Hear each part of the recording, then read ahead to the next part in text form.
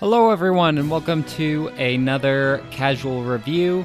This is where I just go off script and I talk about my feelings towards whatever I just finished consuming. Usually it's media. I haven't reviewed any food yet, but maybe I will someday. Also, I'm not going to drop any spoilers. It's not too spoilery of a game anyways, I'll say, but just a heads up, you don't have to worry about that. Anyways, yesterday I just finished Kid Icarus Uprising for the 3DS. And this, I'm not sure how well this one did, but I purchased this a long time ago. I never finished it. I just dropped it for something else along the way. When I was looking through my games, trying to pick something else to play, I grabbed this, and I wondered to myself, like, why did I ever finish this one? I remember it being pretty good. I remember why. It's because of the controls. They just are too jarring on me, but we'll get more into that later. Kid Icarus is a game with high highs and low lows. So let's talk about some of the good things first. Some of the things that I liked about the game first. I really liked how the characters themselves just knew that they were in a video game, almost. Like, they would reference things about the 80s game that this game was based off of, the franchise, and they would have just pictures like, oh, remember this guy? He looked a lot more pixelated back then, and it was a picture of, like, these old NES graphics of this guy that we're seeing, like, this new updated version of, and they would talk about, like, this tower's so big that we had to have a loading screen in the middle of it, and just jokes like that, like, oh man, this boss is taking forever. He's a pretty tough end level boss, or, you know, they would just always break out of the fourth wall and reference that they are in a video game, which was, it worked because they set the tone for that at the very beginning. Like, the jokes work and they're actually pretty funny. Another thing that I liked is everything was voice acted, and sometimes the voice acting would get a little cheesy at times, kind of anime, I guess I'll say. But I appreciated the voice acting, and I actually did think that it was pretty well done. I like the voice actor for Pit, and I think they should keep him forever. I know they used him for Super Smash Bros. Since this game was made by Sakurai, they do that thing where, like in Super Smash Bros. Or Kirby, where you have the challenges on the little boxes, and when you fulfill one of those challenges, the boxes around it become visible, so you see what you need to do those boxes. If I really did enjoy playing this game, I could see myself going back and trying to do all those challenges. I remember doing that with Kirby Air Ride. The weapons were actually really interesting too. They all do different things. They all act differently to a point where you have preferences what type of weapons you want to use and what you don't. They looked really cool too. I liked how each weapon had a different aesthetic to it. Obviously, Pit is known for having his bow that kind of splits up into two different blades, but he has like a grenade launcher, or like these really cool claws that he can wear, or like a sword, just to name a couple. But there's so many different weapons, and it actually has a pretty interesting system where you can either sell the weapons that you collect, or you can fuse two weapons together to try and get something new.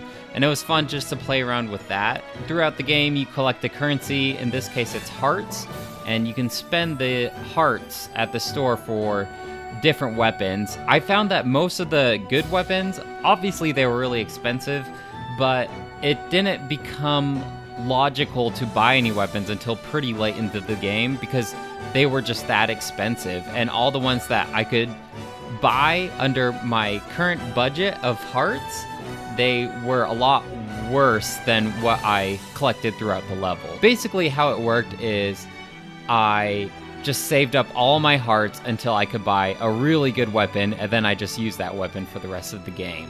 The pricing of the weapons, I think, could be tweaked just a little bit. They also do this cool thing where you have to match up these Tetris-style pieces together, and each ability is a different shape. So you have this space and you have to line up all your abilities in this space to acquire the abilities you want to use during the level.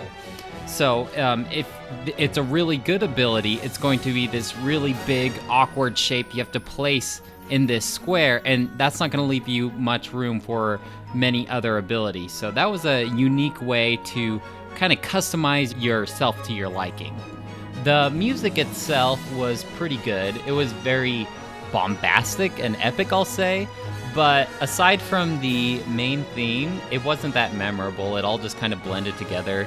Same with the levels. There was a couple highlights, but for the most part, you're just going through these mystical temple things with enemies throughout each room. At first glance, like when you start going to these levels, it's really interesting, and the setting is really unique with this god and goddess theme, I'll say, this like heavenly theme and versus the underworld.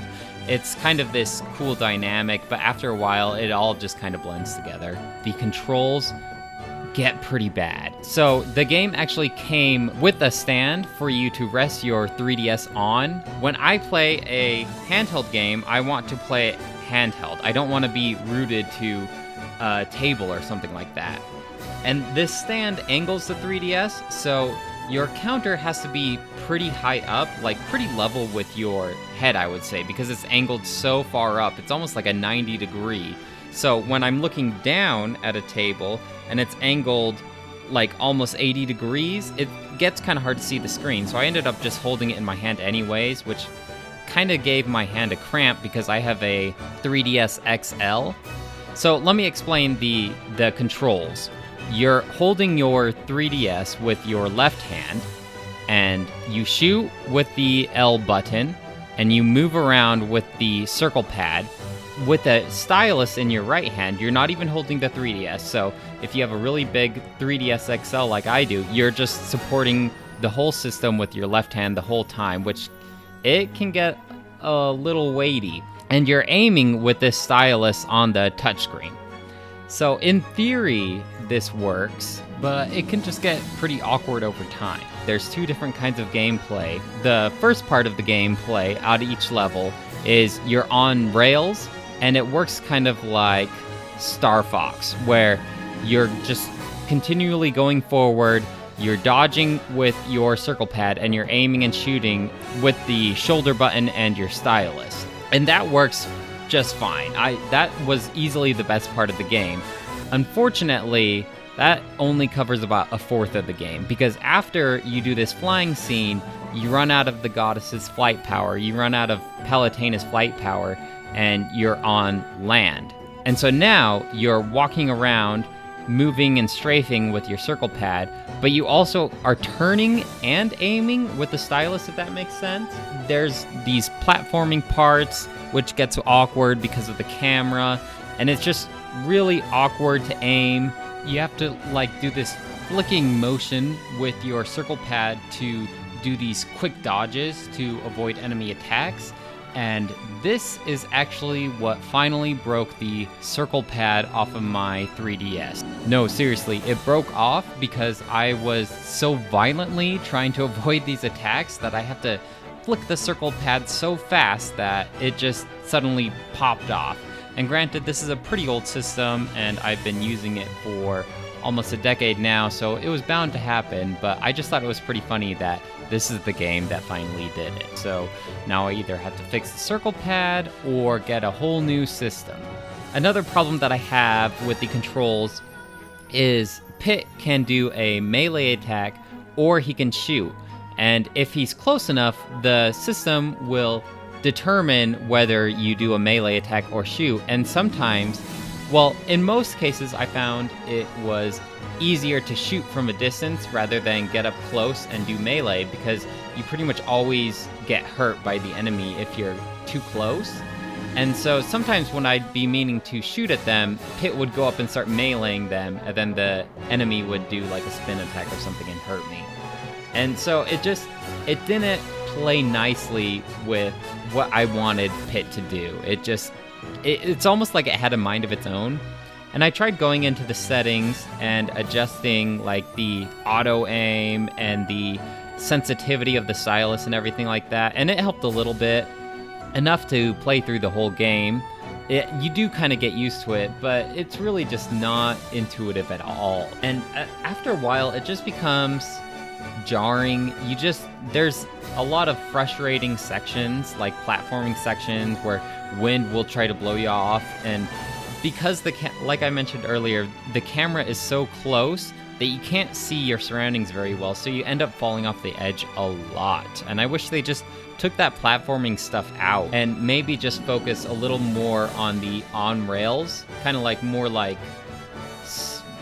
Star Fox. I wish that the game was just 100% like Star Fox, I guess is what I'm trying to say. The walking around parts just didn't work. It just, those parts in the game left a really bad taste in my mouth, to the point where it ruined the game for me. The high highs weren't enough to carry the game. They weren't enough to cover up the low lows, I guess I'll say. And so I really wish, it's my hope that they do a port of this game or a sequel to the Switch where it's a bigger screen.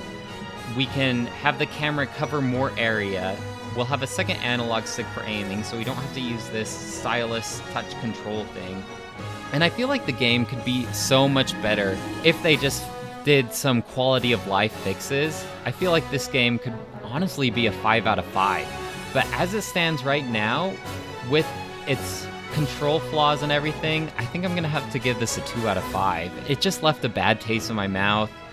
I kind of just trudged through trying to finish this game because I didn't want to drop it in the middle like I did the first time I picked this game up.